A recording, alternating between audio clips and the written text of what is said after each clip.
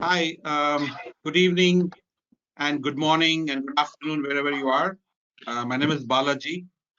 Very happy to welcome you all to this very interesting and topical subject of healthcare and most importantly, healthcare data management. We have in front of us extremely eminent speakers whom I know pretty well and who are well known in the industry. Let me introduce you to Mr. S. Chandramouli, who is the digital strategist, Chief Information and Technology Officer at Shankar Nethralaya. Shankar Nethralaya is a very leading ophthalmology center and a suite of hospitals in southern part of India and expanding into northern part of India. Very closely involved with a lot of initiatives within India in healthcare, be it being part of the Anna University labs, be it member of the Asia Pacific Association of Medical Informatics, and has about 30 plus years of industry experience. I'm personally aware of his participation in very large digital solutions, including some very interesting ones, and I'm sure he's going to be talking through that. He's also had an opportunity to really work in AI and data analytics and the likes. Mr. Chandramouli, welcome. Really a Thank pleasure you. to have you as part of this guest panel. I would also like to introduce Srinivasan, who's 28 years, brilliantly at technology, blogging, writes a lot about Microsoft, cloud computing, and others, but recently has been exploring quite a bit in the healthcare space, but more importantly, focusing on healthcare master data management, bringing the power of blockchain into patient insights and electronic health record interoperability, at the same time ensuring the patient rights are protected. Srinivasan has also been a constant speaker in recent academic events around the colleges in the local region and has been promoting blockchain in the healthcare area, innovates quite a bit and has participated in some NASCOM events as well. He holds a master's degree in computer applications and has had opportunities of work on a lot of technologies with Microsoft, IBM, Oracle, and you name a few. Thank you, Srinivasan, for joining this event. I would like to introduce you to Ms. Kushbu. Kushbu brings in about 9+ years of experience in management consulting and IT consulting with a focus on healthcare and financial services.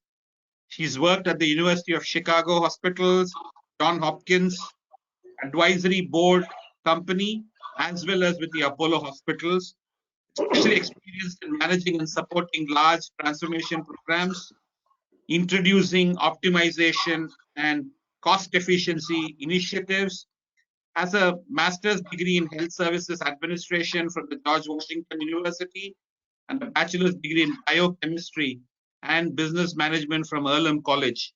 Kushbu, thank you very much. And thanks all of you for taking part. A very interesting topic. And we will have the first poll question very soon put up by my team. As we currently are aware, we are going through a huge transformation and a huge transition into what is happening in the healthcare space. And with that, wanted to have this conversation around how technology is actually playing a huge role in making it more and more relevant to have patient care, hospital management being efficient, seamless, and very patient friendly. So the poll question for today, and request all of you to please pass on your votes, is technology in healthcare becoming more and more relevant in the post-COVID era? And I'm sure each one of us are party to actually ensuring that we are recipients of that technology benefit, be it the vaccines, be it telemedicine, be it remote video consulting with the specialists. So technology is definitely taking more and more importance, but would like to have your vote. We'll close the vote poll shortly, and then we will move on to the main subject. We'll close the poll now. Thank you for taking the poll. very, very critical. And as all of you would have definitely responded to, definitely technology is taking a huge role in enhancing healthcare, enhancing patient care.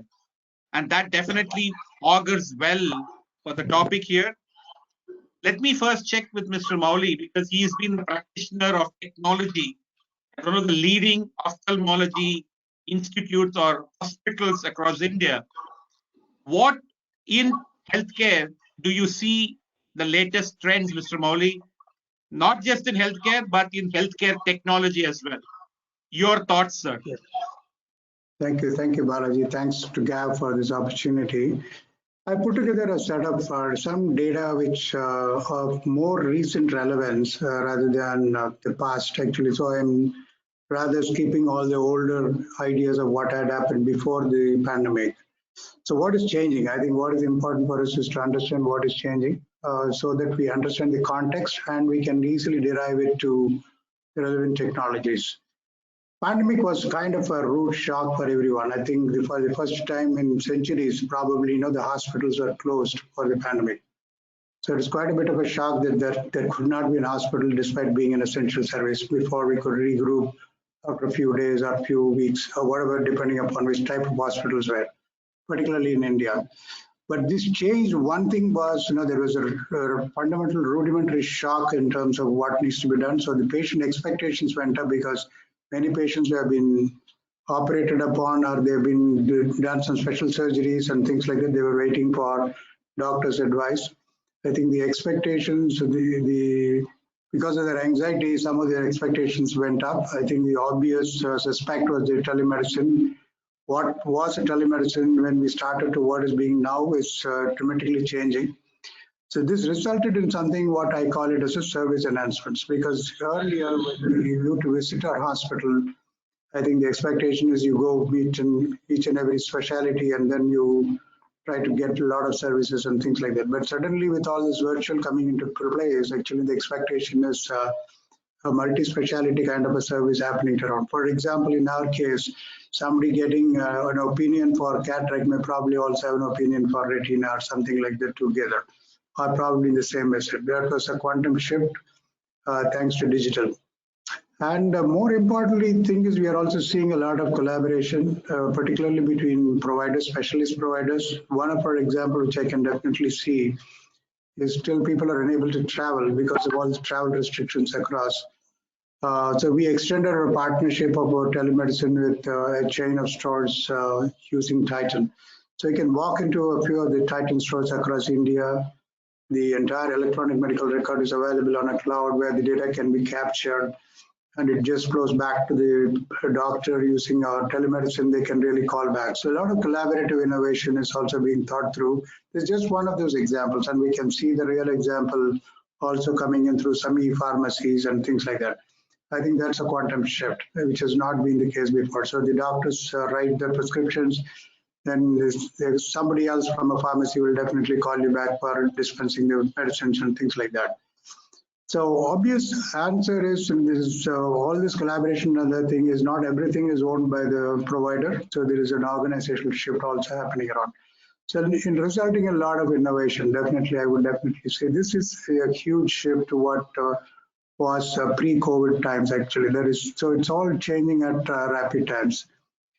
And the outcomes are, that is what is getting measured. That's what we can really start seeing. Even during the COVID, I think now we saw the rise of the digital in a big way. I think because of all the pandemic things and people were looking to take protective gear. I think they are also trying to use a lot of remote care and remote management as an obvious answer to get a little more distance away from the patients. Actually, so social distancing using digital technologies became some kind of a mainstream.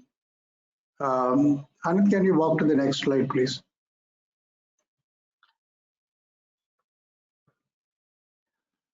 So this gives you a high-level view of what technologies which you are looking at, because the two new objectives, which are social distancing and hygiene, resulted in a lot of high touch to and high tech. because traditionally healthcare had been a lot of high touch because you need to do a lot of physical examination before you do. But suddenly, with all the pandemic and the hygiene becoming a mainstream, I think many things became from a high tech to a high touch to a high tech. I think we saw digital payments gaining momentum. One of the good examples I can definitely see is the first 4 or 5 months of the pandemic between March to July. We saw India having around 5 million, 50 million patient visits on the web. That's a quantum jump, and nearly 80% of them are consuming it probably for the first time. I think there could be enough examples of those things coming through, which had never been seen before. So the digital disruption was happening at the pandemic space. And at an enterprise level, many things, because of the pandemic, with all the fingerprinting and all those things which have been used to in terms of the contact based as well, or moving into a voice, into a contactless or a face recognition systems.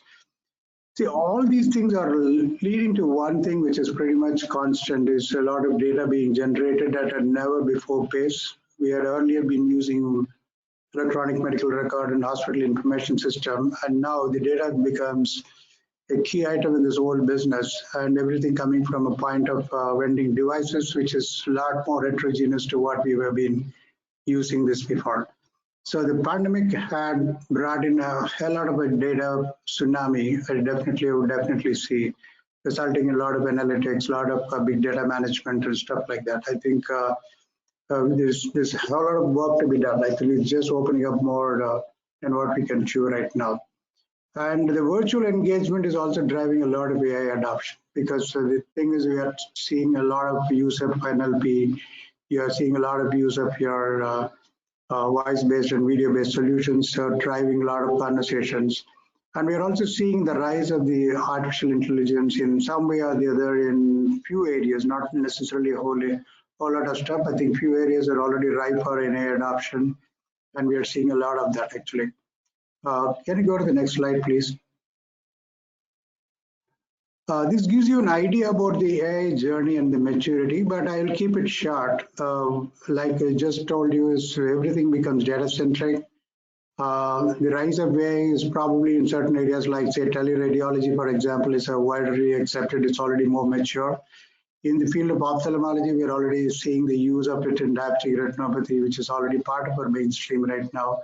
We have other prescriptive things where we can really advise patients in terms of cataract outcomes and LASIK outcomes before even the surgery is being done based upon machine learning modules. I think those are all things which are gaining more momentum because of the tsunami of the data that we are seeing. But what we are also seeing is the rise of a human AI collaboration, because the AI is also discovering newer jobs. Unlike other industries, AI is exploring new jobs, because what we are really seeing is getting rid of the mundane to a larger extent. Wherever there is a possibility of an automation, the machines are taking over those automation pieces. They are more focused on the patient rather than just capturing the data back and removing all the inaccuracies and things like that. I think AI and human collaboration is becoming critically a major factor for us for the future success. And building trust. Trust is also not about getting the consents and things like that, but the cybersecurity threats are becoming bigger and bigger. We are seeing the rise of the ransomware attacks in the healthcare, particularly post COVID actually. And the economics of that is fairly rewarding for somebody to hack into a healthcare system, because the ROI is more than what you may probably do it in a bank actually. And some of the healthcare systems are a little weaker in implementation of sophisticated technology as opposed to other systems. So trust, cybersecurity is becoming a crying need actually. And again, underlying is a lot of AI and prediction tools and things like that. I think it gives you a bit of a summary in terms of where the diagnostics are going, where the healthcare operational systems are going, and also the IT infrastructure is emerging actually. Oh, interesting, Mr. Mowley, you say that, right? In this remote situation which we are all in, collaboration becomes obvious, partnerships becomes obvious, and because of the little amount of physical contact, data-driven decision making is becoming very obvious. So I think Right. one is, of course, your organization is pioneering in all this. But if I have to turn to you and find out, how can technology really aid? Before I go to data from Srini, if I can turn to you and find out how exactly do you think some of this uh, collaboration, partnership-oriented discussions, patient care can be brought about, and are there any specific trends which you are seeing in those particular areas? Just wanted to see if you have some thoughts, especially because you've come from a hospital background yourself.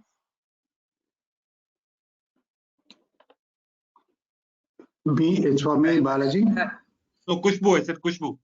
Okay. So in terms of direct care delivery to patients, I think what COVID has done is one, it's removed the reluctance that both patients and providers had of using technology, because they either were not comfortable with the technology, or they didn't trust the process of consulting with a doctor through technology. So what COVID has done for us is it's kind of pushed us over the edge, given us no choice but to adopt this technology, and everyone's had such a positive experience doing it, and that the stats say that this trend is going to only continue, and more than 75% of at least primary care visits and chronic care visits are now going to become virtual even after the pandemic ends. So really what that does is puts the onus on service technology partners like us to make that interaction for patients and providers seamless and more immersive. When I say that, what that means is not just a video conferencing application, but having an application that, say, has a language translator or a voice or emotion recognizer. So there's a lot of add-on services that technology partners can help the larger platforms with, that can make this experience even more meaningful and positive for both patients and providers. And people keep talking a lot about telemedicine and all, Kushbu, where there is an element of necessity to connect with the health provider, right, the doctor or the diagnostic team. Yeah. At the same time, you rely not necessarily only on the diagnosis part, but the technology to play a key role, but the technology to drive something critical. Do you anticipate it being a regular telemedicine or something more and different? I think, to be honest, it's going to take some time for patients to be comfortable getting some of their major ailments diagnosed and treated through telemedicine. Today, I think mental health care, primary care, your diabetes management, that kind of care is a little bit more comfortable. There's more comfort in. As far as moving on to the next level, more critical care, but we still have some ways to go, but technology will play a role when for instance, uploading your images or your diagnostic images, and then having technology read that and auto-diagnose or provide your doctors with support in diagnosing that. But that I would say that we have some ways to go, and but it's going to happen sooner rather than later, because that's kind of where the trend is going. And so things like the media. Add a few things to what Kushbu was saying. We can really look at the post-COVID scenario into something what we call it as a critical care, chronic care, and a wellness. I think the whole aspect of healthcare is getting more focused. I think because for no good reason, I think we have been there in the hospital even for minor ailments. Most of these follow-ups and other things are better done with something or like a remote consultations and things like that. So telemedicine in its original avatar to the emerging scenarios are going to be vastly different, and that's what we really see as a trend right now. So all the follow-up visits are conveniently being pushed off into a telemedicine route. And many of these note taking and other things are being pushed through the bots and things like that. So there's a heavy adoption of technology which can really help getting rid of the mundane as far as the patients are concerned and for the doctors are concerned. And you can rearrange those data back as some organized reports for the directors to really, measure their progress in terms of what they want to track. And it's a lot more convenient also for the doctors because it's not at a premium time that they are really seeing those follow-up patients. They can do it at their own leisure whenever that they are available. I think it just frees up the time of the doctor as well. I think that's a quantum shift in what was originally thought through towards being done right now. I think that's bound to happen. And just to add to Chandramouli sir's comments, I was reading this survey that said, looking at reasons why patients love telemedicine and why providers or doctors love telemedicine, patients love it because it's easy to schedule. There's no wait time. You get your prescription message to you or email to you right away. So there's a lot of logistical challenges that are normally time consuming are reduced with telemedicine. And providers and clinicians, on the other hand, are able to see double the number of patients. And that's not a stat you can quote me on, but they're able to actually see a lot more patients than they were able to through the in-person system. So I think it's really benefiting both key stakeholders here. Nice. See, not only that, Kushma, let me add a little more value statements here. See what we have seen. See, we have published some reports from Shankar Nethralaya. Like, the patient spends roughly 6 times more money on other expenses than what they spend for the visit itself. Assuming you put a dollar value, for example, the average dollar value that they really spend is roughly around $20 a visit, not translating to around 1,000 to 1,500 rupees as far as the consultation itself is concerned. They roughly spend around 6 times more for things unconnected with the visit. For example, somebody needs to come over. There is a lot of overhead in terms of moving around for a day or two, and most of the specialty hospitals are not in the same city, and so on and so forth. So if I were to quantify the saving that technology did during the COVID times, we did around 10,000 patient visits to telemedicine from April to January. Right. And if you can put a dollar value, roughly around 6 to 7,000 rupees a visit, you saved somewhere around 6 crore. 6 crore rupees is what 60 million rupee terms, in rupee terms. That's the kind of saving that we have done for the patient community. That's the technology impact. That was just won by only one hospital from India, actually. And there are many such cases. So the impact of technology on the patient community is significantly high, thanks to digital. And besides improving the access, actually, because this is the biggest challenge. Getting the access is our bigger issue at a convenient time of their choice. So access and costs are two big drivers of change as far as COVID is concerned, as far as telemedicine itself is. Nice. Very well said, Molly and Khushbu. Thank you. Let me go to the curious data expert here on the panel. Srini, with your experience, how do you really see technology, especially with the advent of so much of data being the focus, so much of need for data-driven patient care being the focus in this new normal of working remotely or having a telemedicine or a remote session? How do you look at healthcare, decentralizing data or taking care of data, number one? Number two, so many systems in place, how does the interoperability really play out? And lastly, of course, all this to be done, keeping the interests and the confidentiality of the patient in mind. What is your view? How are things moving there? Sure, Balaji. Thanks for all the inputs, Mr. Mowli and Khushbu. Balaji, but definitely, a lot of people, whenever people think of COVID, we talk number one that comes to our mind is that telemedicine. Okay, of course, that lot have been talked about it. The second thing also, certain newer things like, for example, the supply chain of the pharmaceutical things, especially the two vaccines that have been produced have a temperature requirement, correct? So a lot of talks also been done on how do I efficiently manage the supply chain of this vaccine, because when it comes to a global rollout, correct, it's really a huge thing. World has not seen such a huge pharmaceutical rollout of supply chain in place. So definitely those two are So it will have a lasting impact. But as you said, from a data perspective, what I am seeing was that the need to share the data about a patient or a traveler is even more important today than it was like 2 years back. Today, correct, everybody is worried whether the patient has got a some kind of an infection in the last year, correct, before they, because the countries are now wary of letting somebody inside their country without the patient history, correct.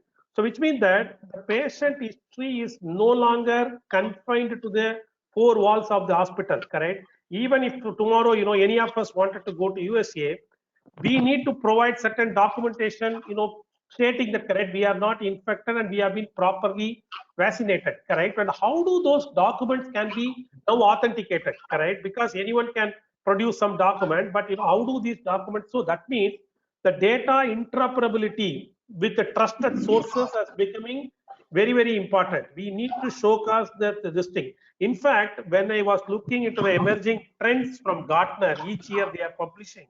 This year they have introduced some 4 newer technology, correct, which is very specific to pandemic. One of them being the health passport, correct, because in all along the governments have been using the physical passport as a means to get somebody inside their country, but more and more airlines are now pushing for this health passport, which is like your mobile that you carry along with you, but it will ultimately connect to the trusted sources back to your respective countries, and show you the history of the patient.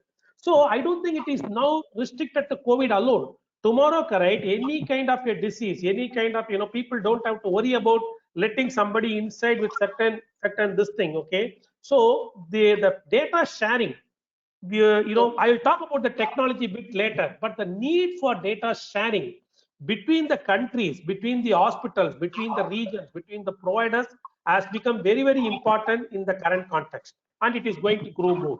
It is my thought, Balaji. No, that's well said. Well said. Well said. One thing which keeps coming to my mind, Mr. Mowley, is when I go to a doctor, I feel comfortable that I see somebody who can definitely help me to come overcome the problem. That physical connect did make a huge difference, because wellness is all about being emotional also. Unlike in the IT world or any other world where it is just the outcome, the journey is not that critical as much as it is in the healthcare space. So don't you think that part will get a little lesser importance, and hence that emotional part may not be addressed properly? Do you think that should be addressed, and how can that be addressed, you think? Yeah, we practice something called as a compassionate care, actually, more than the emotional part of it. I think India had been predominantly big on compassion, and our forefront of our mantra is compassionate care. I think just because we have technology, that doesn't dilute the attention to details that is required. If I can definitely say so, because unlike, if I go 10 years back to when we had paper records to the digital records that we have, it has enhanced the quality of the care, definitely, for sure. It is not diluting the compassion. It gives you more time for you to really focus on the patients, capture back data, including a variety of ways, which includes voice and automated data capture from equipments and things like that. I think the way in which you are collecting the data is significantly changed with the technology. But the quality of care is one notch up than what it was before, because you are no more dealing with messy papers. And more importantly, you are in a better position to talk to the patient because you have more time. Because even in UK, which is one of the most advanced patient care systems that you can possibly think, the patient gets around 8 minutes of time with the doctor. That's the maximum that he can get. And in other parts of the world, it could be much more worse. And particularly countries like India, where the demands are more, I think this becomes even more lesser. So definitely the quality of data gathering has a direct impact on the high touch that we have been talking around. Besides, with all the remote care and things like this can significantly grow, because I have seen, particularly in the telemedicine days, when we were in the peak of the pandemic, when the patient is being called by the doctor himself, I think the amount of response that we get from the patient is quantumly different to when and caller assistant or somebody else is calling around. I think that's quite a change. So technology does make an impact. In certain cases, it's even bigger. But the data quality is really improving a lot of care quality as well. Understand. No, this is good. Because I think the compassion part is very critical because that's the core of how the wellness of an individual evolves. So Kushbu, with this extension of that, right? I mean, and thank you for the audience. There are a lot of questions already coming in. You have to consider physical ailments and mental ailments, Kushbu, right? So with all this remote consultation, remote contact, pre, post, and during the actual consultation, any specific areas how technology can support this, can collaborate with this, anything which you anticipate as developments or trends shaping up or people are working towards? Yeah, so there's actually quite a few use cases that are being developed, have seen success in the area of um, both pre-care, during care, and post-care. So one I'll talk about is social determinants of health, right? So that's a large, so that's essentially what it says is that the outcome of your patient care is dependent on not just your clinical protocol, but it's dependent on your ability to follow that protocol. Whether it's your income level, whether it's your education level, whether it's your access to transportation to get somewhere, so all these factors are now data points that are being collected and being brought into the hospital applications and platforms to say how is this going to help us intervene at a time so that we can make sure that this patient gets the care at the time they need, whether it is tying up with volunteer services in your city and making sure they get the right transportation. So to answer your question, even in some very practical day-to-day barriers that people face, it's actually technology that's going to help us overcome these barriers, because it's going to give us the visibility early on that these barriers exist. Right, understand. And I think that always keep in mind what Chandra used, Mr. Molly, you said, right? Compassion, because good amount of patients are under the category of mental wellness, mental needs, children, old age. So the compassion effect is very critical and not to be forgotten. I think that's a very nice term which you use, compassion.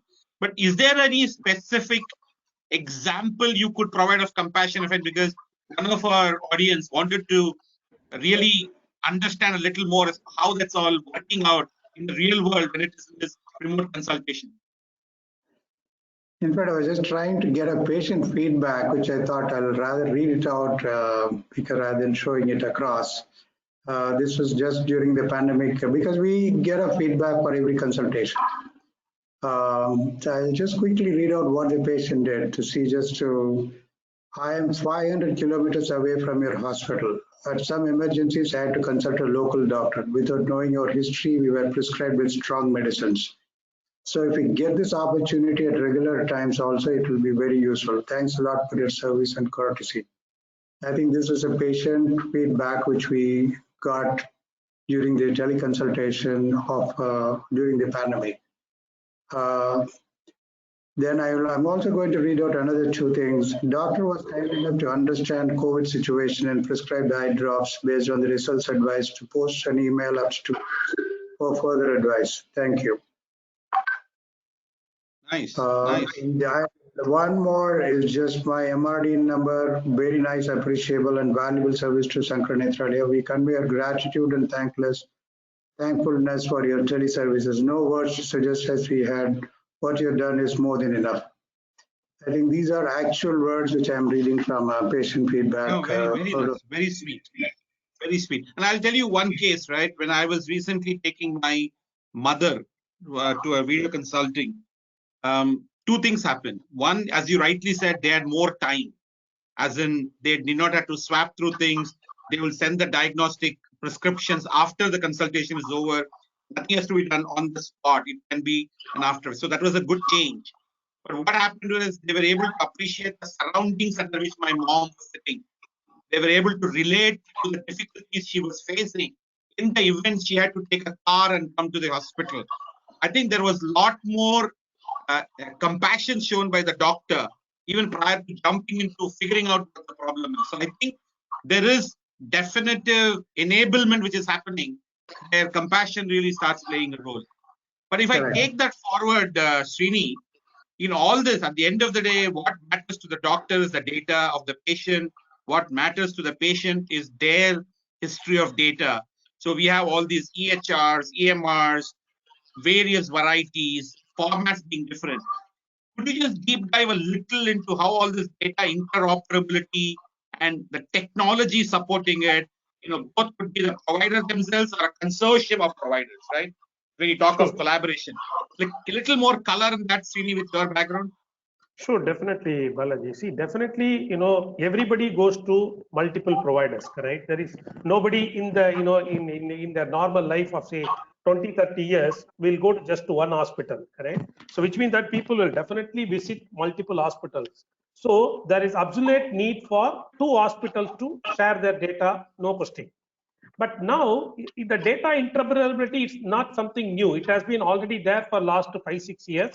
There are something known as an HIE, which is known as an health information exchanges, especially very strong in US, whereby in one smaller geography, the people, the providers used to centralize their data. They used to send their data to these, centralized location, and everything gets,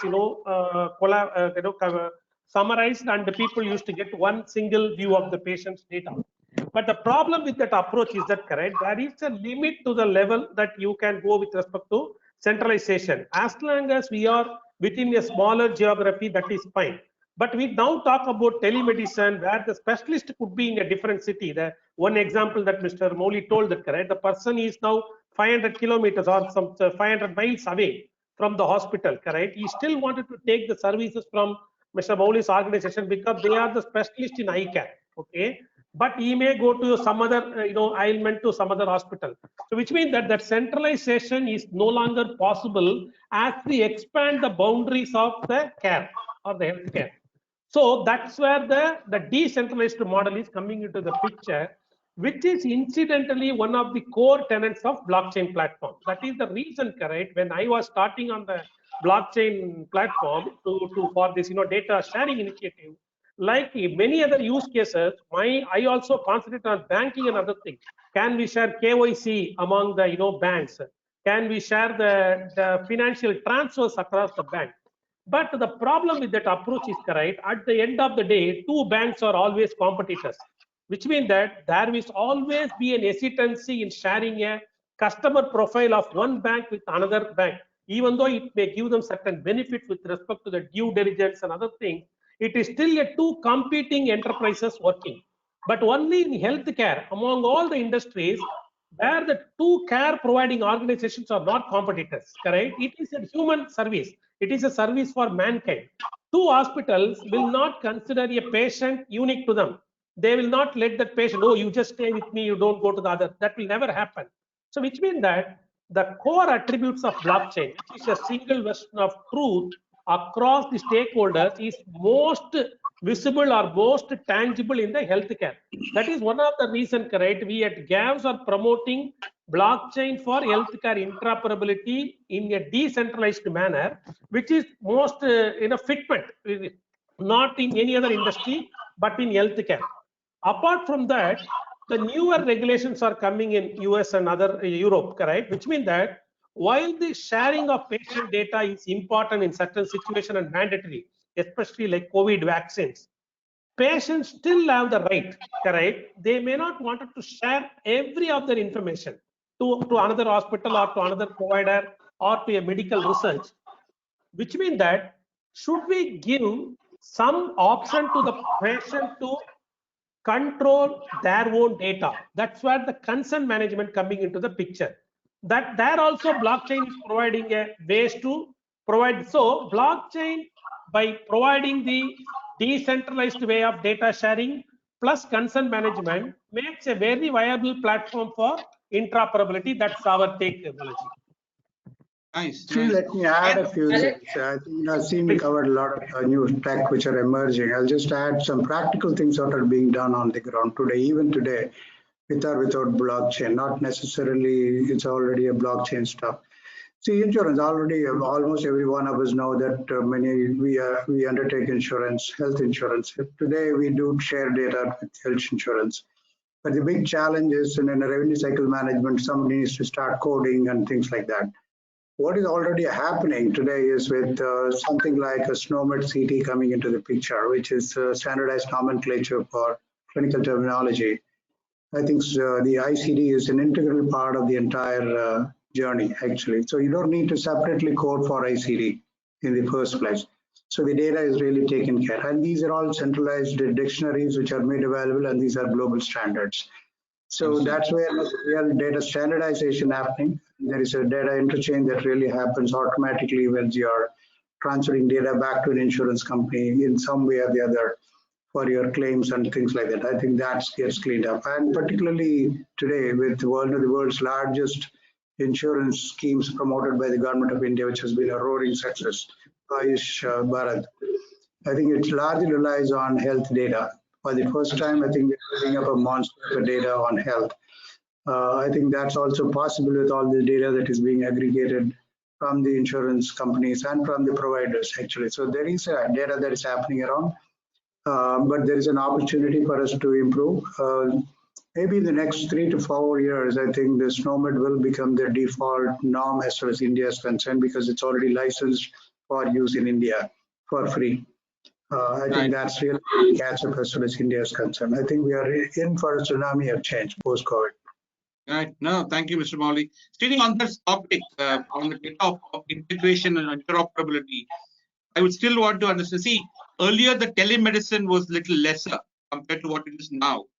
Now, with all this remote consultation, telemedicine, how do you really see these platforms integrating data with EHR and EMR?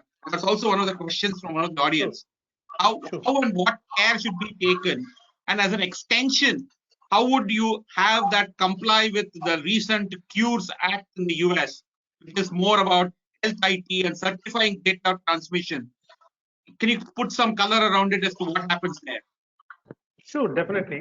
Because if you really see, telemedicine in the current context, correct, mostly viewed as like a video conferencing platform. In most simplistic cases, correct, we are only connecting with a doctor over a video conference.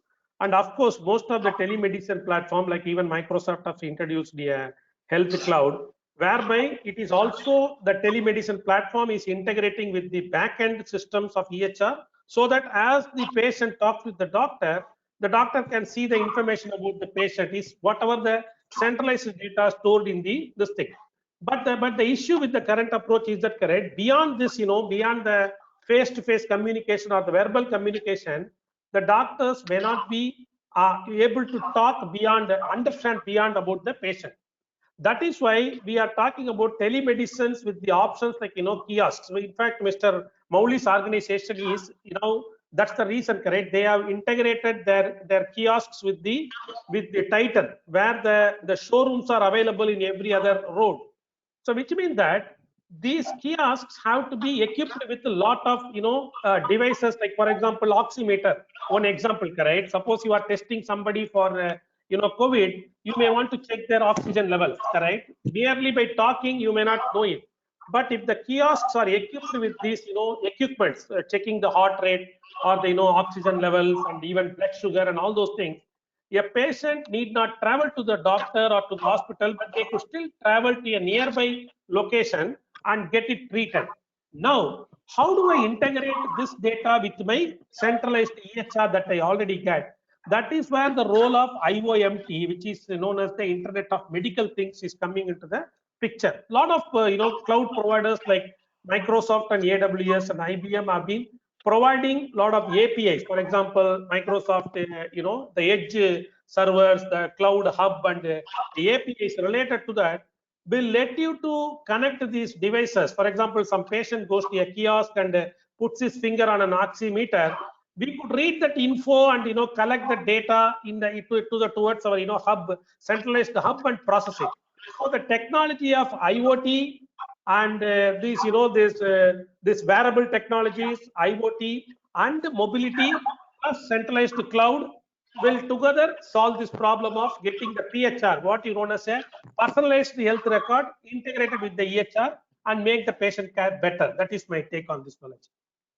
Nice. Khushbu, you were planning to say something. Go ahead.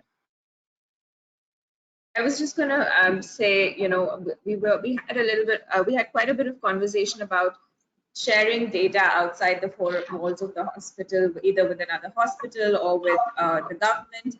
I think, just having worked with few healthcare clients that we have at GAVS, sometimes the problem is how do you share data within the applications within the four walls of your hospital? A lot of organizations, a lot of healthcare organizations are actually starting there because a typical hospital will have anywhere from 10 to sometimes 50, 60 applications that they use within the four walls of their hospital.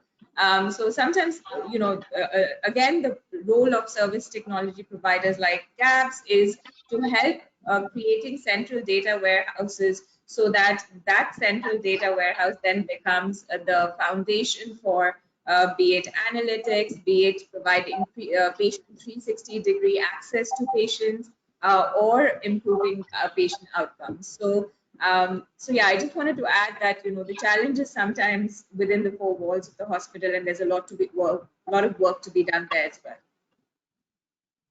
Okay, Mr. Maulik, again the question is on compassionate part.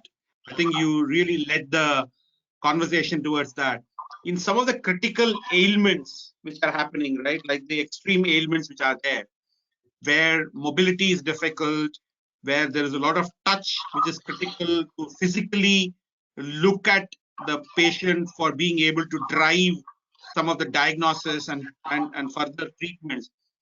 How does this remote thing work? Or do you think it will be a combination or a hybrid between an initial remote versus subsequent in person with precautions?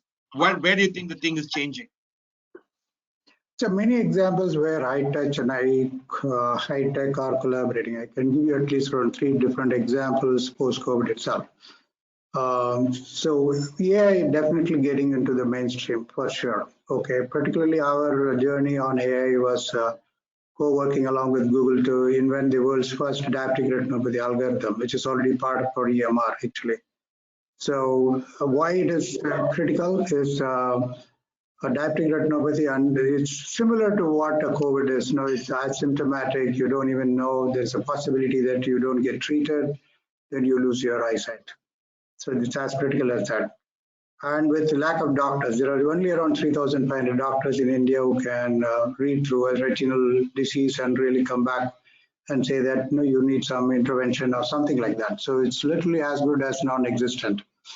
This is where this technology is really going to make a hell lot of difference, where we're trying to championize it, even in a remote setting, that you can just get on a data, which is basically a machine-readable image from a specific fundus camera. I think, then you can get an yes or no about adaptive retinopathy from the through the AI itself. I think that's a quantum change, and I think that's going to change forever as far as the basic screening is concerned. So tomorrow you decide, assuming that we have this kind of typical browsing type centers across India, at least a few 100,000 of them, then you can entirely scan the entire population in less than a couple of months.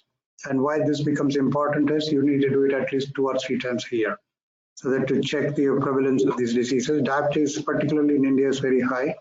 1 out of nearly 1 out of 4 are either close to a diabetic condition or something other. So we have a higher risk of diabetic retinopathy in India. I think there is a quantum change, particularly compassionate care with technology.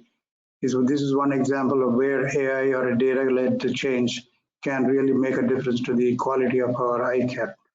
The other thing is post-COVID, actually, we are really seeing a quantum change in the way people are looking at digital devices. It could be mobile, it could be working from home type of stuff with all the laptops and whatnot, all digital devices around. We are seeing a rise of myopia, actually, which is scary right now, because we don't have any clue about how to deal with this. Right now, we are in the midst of certain IoT devices. Actually, it's really touched upon medical devices coming into picture. Now we are trying to look into some of the Indianized version of these devices, which can really take a look at your medical or your reading habits, what kind of distances that you are looking at it from a book, in what light conditions are you looking at it, what's your angle of your head, and so on and so forth. And then really with a cloud interface and things like that, you can do a real-time advisory to the patient in terms of arresting the myopia for kids. Actually,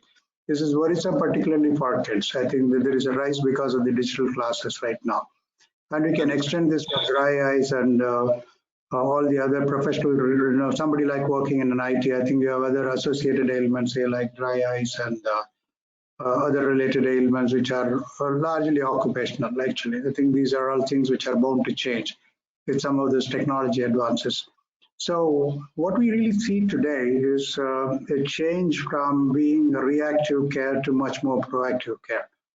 Right. A lot of the doctor calling, not necessarily the patient really need to know that he's of a eye condition. I think that will be a quantum shift. And that's bound to deepen as we really discover more and more of these with lot more advances in technology. So this could be an infinite game changer forever. Very nice. No, very well said. I would like to request the organizers to put the second poll question so that people can relate to it. And in the meantime, I also want to let you know there is a handout which is there. There is a detailed handout on GAV's healthcare. It's an ebook.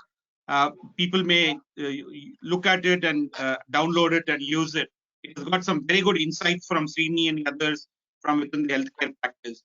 The whole question is, how is technology leveraged in healthcare? Is it to enhance quality of care? Is it to improve access to care? Or is it to optimize cost? And I'm presuming it has got various takers because it is an era where technology is going to be key in driving healthcare. And that's the next question I'll probably go to once I get the poll results. We'll be closing the poll results now. Please complete the poll. And as expected, but it was a distributed number, right? I think I would have put a fourth option called all of the above. And maybe that's what people are relating to. Before we wrap up, and I know we have short of time, before we wrap up, I can't avoid but asking this question to all the three experts on this group. People talk AI, people talk machine learning. Would like briefly each of you to provide your insight into how do you think technology further progressing, especially with the advent of the digital world, advent of AI and ML, and we really promoting as an AI company and an AI organization. How does AI play and what does AI play in healthcare? This time, let me take the lady's opinion first. Khushbu, what's your thought? How does AI play a role in what is the future of healthcare and healthcare provider and patient care? So I think we as consumers are actually exposed to AI even without realizing it in a lot of aspects of our life. Be it YouTube recommending videos for you, be it Amazon saying, hey, you want to buy this along with, X that you're purchasing. So AI is really everywhere. In healthcare, as far as AI/ML is concerned, it's still behind the, it's not so much so visible to the patients. So one, one area where GABS is also currently doing multiple use cases with clients on, and is a huge area of rise in healthcare, is predictive analytics. It's basically taking data, your historic data, and running AI/ML algorithms and predicting what might happen in the future. And this is very different from forecasting that we would typically do as part of any analytics. This includes some more complex algorithms. So some predictions can be what % of my patients are not going to show up for their appointment, for example.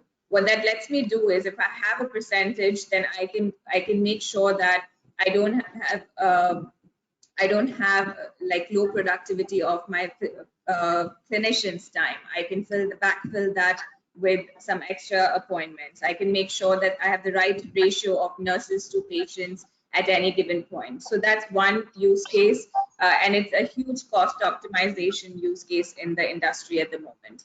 So similarly, there's multiple use cases along risk severity, right? So if a patient comes in, what is the chance that their diabetes is going to become an advanced case of diabetes, or the same with cancer, or the same with infection prediction in a total knee replacement surgery. So AIML is being applied to really multiple clinical scenarios to help hospitals prevent adverse reactions in patients, improve quality of care, and reduce cost.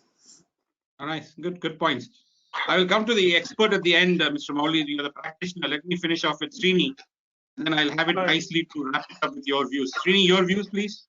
Sure, Balaji. AI has been implicitly being used in several of the situations. For example, correct, deep learning has been used in things like image recognition, voice recognition. Even there is an increased use of chatbots in the healthcare agencies. Correct. Even Microsoft has created certain frameworks for that. You don't need a human intervention for basic scheduling and then get to know whether a doctor's availability. So in all these cases, AI has been implicitly used without someone knowing that AI has been used. But coming to the core diagnosis, I am still of the opinion that correct AI has not matured for taking decisions instead of a doctor, or replacing a doctor from a core diagnosis perspective. And something to support this argument is some of the recent news items about the Watson Health and its usage in certain cancer institute, where they couldn't exactly get the results that is expected from an expert doctor. So it may happen in the future, but currently AI is good for supporting activities, but not for core diagnosis. That's my view, Balaji. Very nice. Thank you. Mr. Mowley, your view, and extend the question, can I trust AI over a human? Oh, sure. I think you are. Let me put AI in three buckets actually. So operational areas like what Srini has said, it is already maturing to a larger extent. There's a lot of prediction stuff going on. It's bound to happen and it's bound to improve. So you're basically getting rid of mundane things in terms of a lot more automation. I think these are business process changes like voice, video, and all that stuff. I think these are all going to be a lot more mature than what it is. Bulk of it, if you were to really look into the healthcare, we just broadly have three buckets. One is a pen and paper. So wherever there is a pen and paper, I think that could probably help with a lot of AI-related technologies. It could be like handwriting recognition, voice-based assistance, and so on and so forth. I think these are all things that are bound to happen. I think we have seen this being used across other industries. So an extension to healthcare is a no big brainer. Actually, it's already being widely adopted. So part of the regular mundane stuff is being integrated. The second thing which even Srini touched upon was deep learning. So medical imaging, I would call this slightly differently, call it as democratization of screening, actually, because if you really do today, now you go to your doctor, one of the first things that they would require is to prescribe for certain screening. It could be for some medical diagnostics or so on and so forth. Biggest challenge, particularly if you are in a remote place or in a tier 2 or a tier 3 city, with lack of adequate access to healthcare. This is just not alone in India, even in the most advanced countries. Certainly, there is a need for you to travel. I think the advancements in technology are primarily helping the first level of diagnostics using medical imaging. That's where the deep learning and medical imaging are really going to converge, and that's the rise of our retinal disease assessment, or the Google AI analytics on diabetic retinopathy is one such example. So I think we are going to see a rise of many of those things, where ultimately the integration of camera with or the medical imaging with AI can really help you to get the first level of screening done. It doesn't necessarily mean that the doctor is dispensed, but this will help the doctor to get rid of even some basic things that you might have missed. I think that's what we are really seeing going to rise. But I think we are not there actually, but that's where we are getting there. This gives rise to a question, something like how service providers can really respond. This is the biggest challenge. Mr. Moli, you have to be Because very quick. We are running out of time. You have to be very quick. this is the last, actually. So the biggest issue is, you would need data for you to really mature these technologies. So obviously, an open data set could be the answer. I think few organizations are already getting into that. This will drive a lot more innovation from service providers. Like what we discussed open, actually the first and foremost is healthcare is largely service centric, because there is no question of you being monetized for poor health, actually. So we want a healthy community. I think that's an open data set with a lot of innovation coming in from service providers are going to drive a lot of new change down the line. Right. Thank you, Mr. Moli. Thank you, Khushbu. Thank you, Srini. Thank you all the audience who have participated. Very interesting conversations. Lot more to do, lot more to achieve together, lot more for the human race. And we at CAVS are very proud of this. We want to be associated with what can be done in healthcare. Mr. Moli, Khushbu, and Srini, thank you once again. All the participants, thank you for taking the valuable time to be part of this very interesting discussions. More to come. Thank you, and good evening, and good afternoon, and good morning, wherever you are. Bye for now. Take care. Thank you. Thank you so much. Thank you, Balaji. Thanks, Thanks, Balaji. everyone.